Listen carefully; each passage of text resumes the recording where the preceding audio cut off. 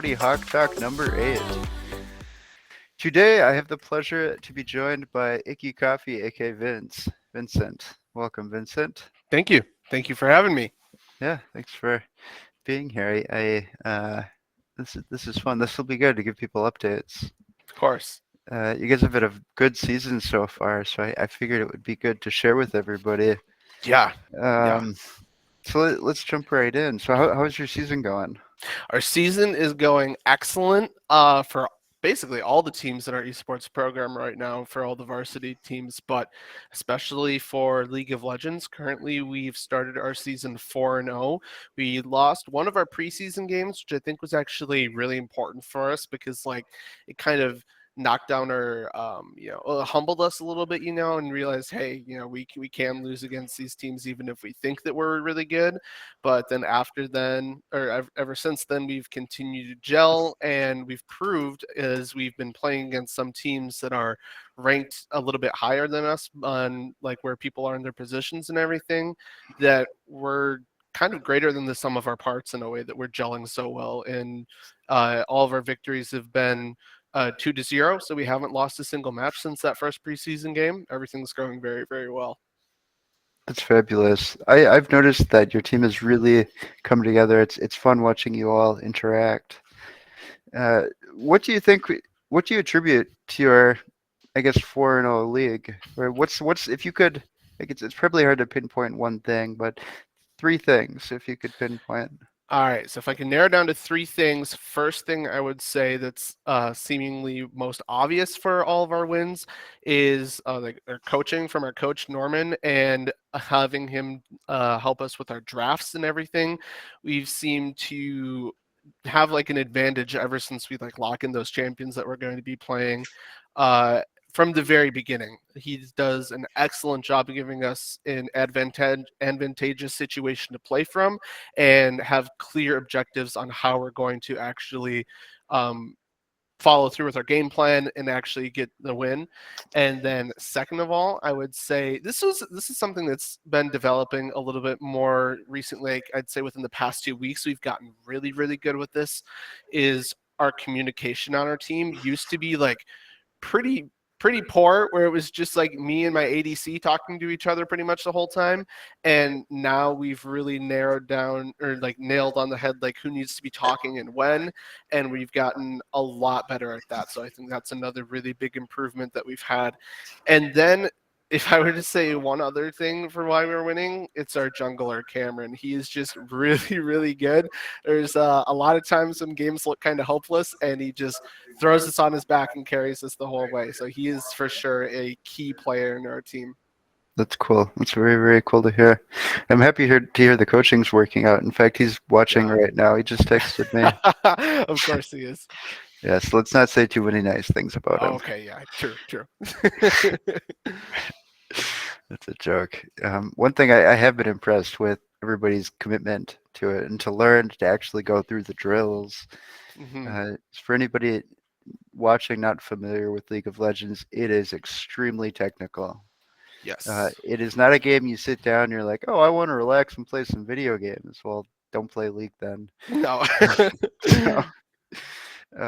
So it's been cool, especially the one-on-ones. Have those been beneficial?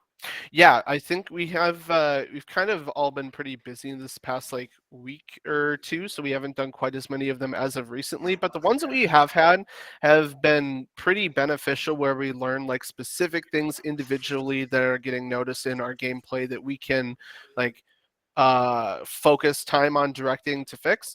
So those individually, I've noticed a lot of, it seems like a lot of mistakes that we've been making recently have been less individual errors and more like, oh, our team decided to do something that wasn't the right thing to do. And I think that that's kind of, it's almost a better thing, because then you can sit down like and collaborate as a team afterwards. I think those issues are a lot easier to diagnose. So those one-on-one sessions that we have had, yeah, have solved a lot. Definitely not all, but a lot of those individual errors that people were making on their own. Cool. That's it. I thought it was pretty cool when I saw you all practicing your CS. Oh yeah, we do. We we do that at the beginning of practice where we all just, even me, I'm the support, and there are very few Yeah. times where it's the right decision for the support to be taking farm, but there are a couple cases where you can think of where you have like maybe your top laner got picked off and died, and three people on your team all have to go to the bot lane to go to a fight or something, and support is just getting back up. Oh, it's my turn to go top lane and catch the wave and grab those minions. So even though Mhm. it's very rare that the support is actually doing that, I'm still putting my work in and getting better at that for those situations that I do actually need to do that. But yeah. Cool. Yeah, it's that's something I need to improve on my game as well. Majorly is my CS. Yeah. Uh, I'm excited to play against you guys though. Oh yeah, in that internal league, that'll be fun. Yeah, that will be That'll be fun. fun, Actually, especially since you guys got the coach. yeah, you guys can't ban York though. Okay. Just FYI, that's my All only right. top. All right. We'll You give know, you that. I've been trying Eloy. Alawi? Eloy, I mean, Yeah, yeah, yeah. yeah. Uh, she's she's pretty fun to play too. Alawi is like, so obviously, right? I don't play top lane hardly at all, Yeah. but I do have a couple champions I do play top lane for when I get autofilled when I'm playing solo queue and I have to go top lane. But Alawi's definitely not one of those. Alawi's one of the champions I always ban. Like I've played her before, but she's a little difficult. Like if you miss that skill shot with your E, you're kind of useless. So, Yeah. but she is a lot of fun to play though, for sure, when you get it right. Agreed. So Hmm. speaking of roles, I noticed a lot of people came in. Well, not a lot. Some people came into this not necessarily one tricks, but maybe a handful of champions. Sure. Have you been rotating up what you're playing mainly, or do you kind of stick with the same champions? And maybe if this will give away too much to our competitors, you don't have to answer this, but Right. Well, I can just say things from my point of view because I actually have like personally, I have like a pretty deep champion pool where I have a lot of different champions that I know how to play and can use on the stage.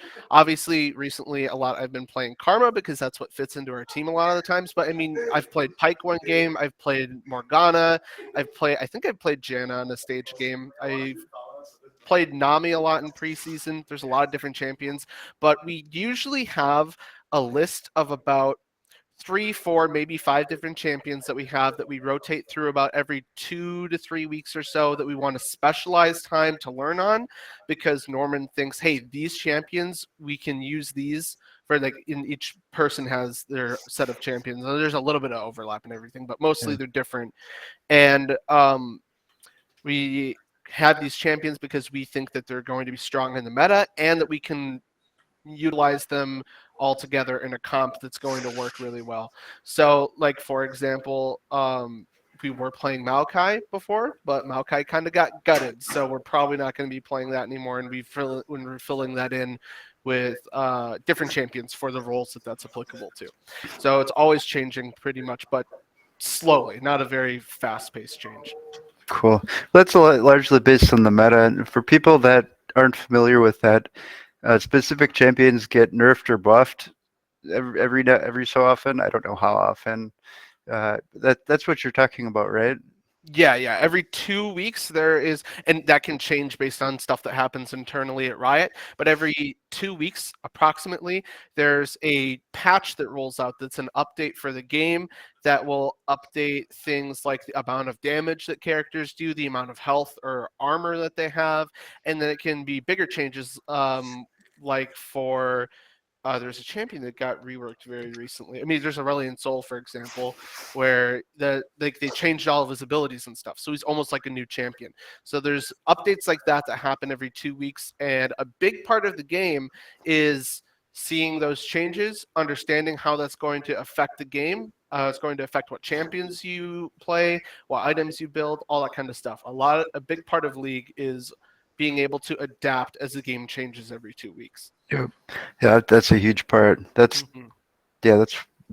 I'm glad you all recognize that.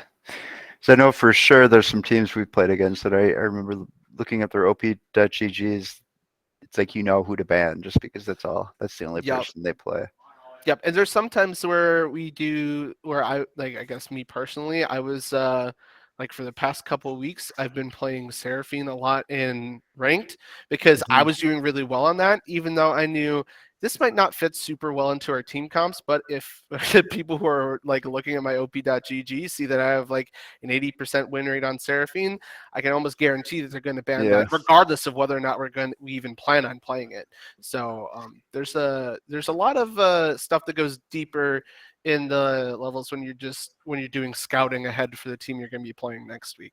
Yeah. So, but there are some people here you can see, oh, they have like you can look at their op.gg and see that they have like 50 games on Darius this week, and then or like this year, and then last year they had like 300 games on Darius. And you're like, okay, well, we're not going to let that guy play that, you know.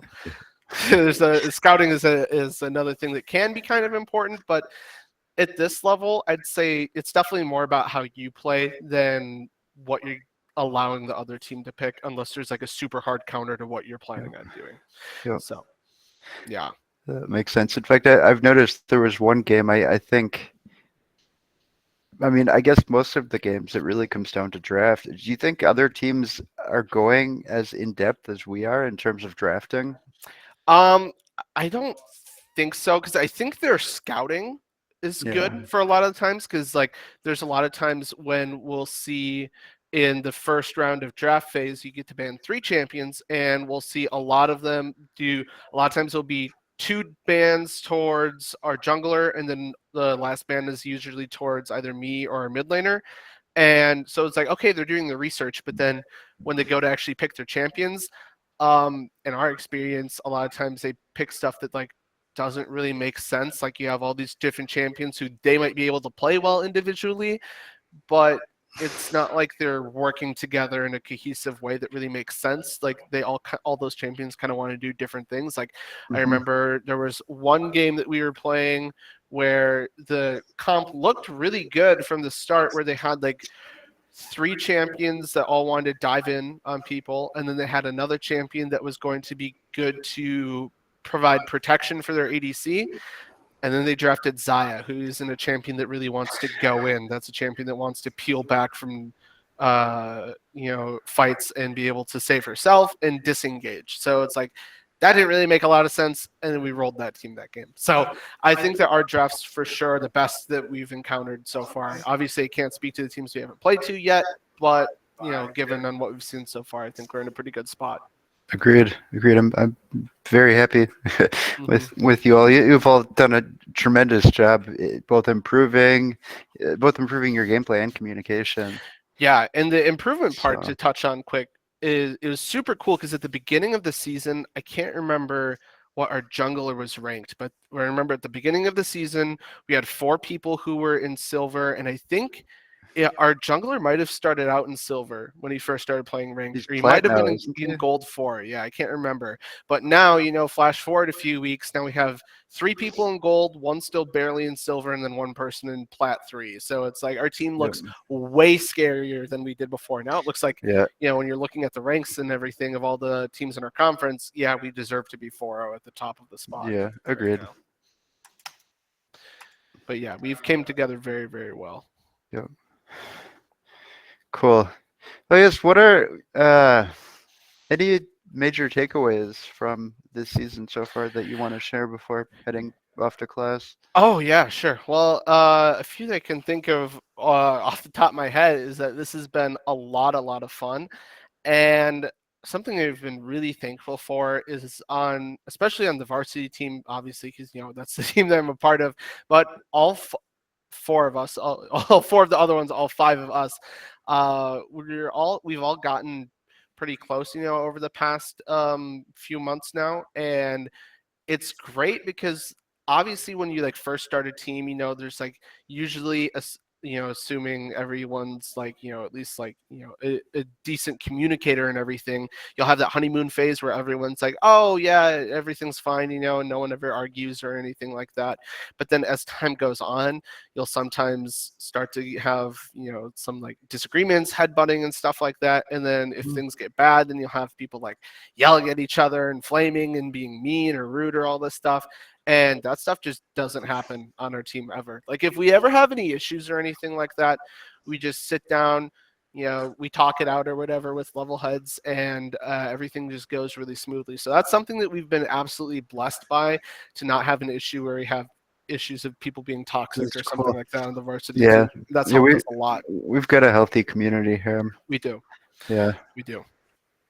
So yeah, I guess that's kind of the big takeaway from the season so far, and obviously hoping to continue that win streak going. It'd be super Yeah. awesome to end the season undefeated, but at the very least, I want to end.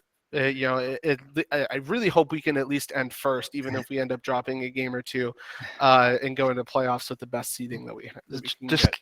keep doing what you're doing. Mm-hmm. So I think it's not broke, so no, nothing to fix so far. yeah, and you stand. But I yeah. think we stand a good chance. I think we do. If I hit this year. legitimately think we really do. There's one other team in the conference that looks a little bit scary. I think it was Eastern Kentucky, I think was the one. But, I mean, we've been winning. So I think that there's nothing stopping us from beating them. And we played them in the second to last game of the regular season. So it'd be super cool if both of us and I don't know if they won their game last Wednesday. I assume they did. But if they won their last game, that would mean that we are two teams left that are undefeated. I think they didn't. COD, I'm looking. I think COD scores take a while to get uploaded to the site. Okay, that could be too. Or not COD. League of Legends. League of Legends. I'm sorry. Yeah, because it looks like their score wasn't updated yet. So No. Eastern Kentucky, they're undefeated. Adrian College has only lost 1-2, but I mean, nothing saying that we can't beat both those teams. So I'm really hopeful for the rest of the season. I think we will for sure at least make playoffs, for thinking from a rational point of view. But thinking hopefully and like based on what I know on our team, we could easily win the whole thing.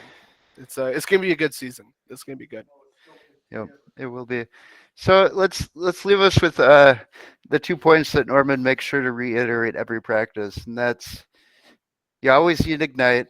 You always need a Yumi mid. So. Yep, that's right. I bet he loves hearing that. Anybody watching this, both of those were a joke. I just know Norman's watching right now. Yeah. Cool. Well, you have to get to class. I do. That's the one thing we try to stay vigilant about here. And good luck. I'll see you soon. And thank you very much, Vince. Yeah, of course. See you later. See ya. Thanks, everybody. Bye.